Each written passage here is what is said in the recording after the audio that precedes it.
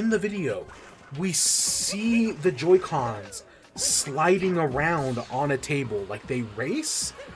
And yeah, it kind of looks like that's a mouse.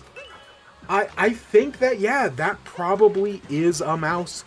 That's them not saying it, but heavily hinting that, yeah, the Switch 2 is going to have a mouse feature. I totally think that's going to happen. It just kind of makes sense, you know. I think it's a good idea for a feature. It has a lot of potential.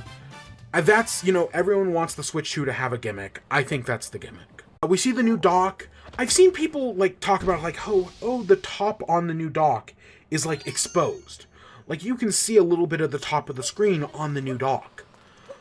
Have you looked at a normal Switch recently? You can also see a little bit of the normal Switch's top when it's in its dock. I don't think this is as big of a change as people made it out to be.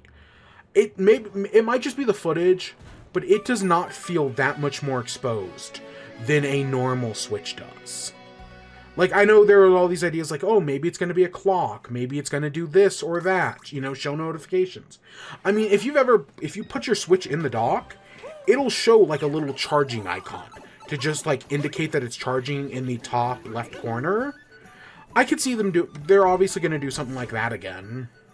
But I feel like people pointing out that there's a little bit of the screen showing on the new dock, they blew that way out of proportion. It looks just like the normal Switch.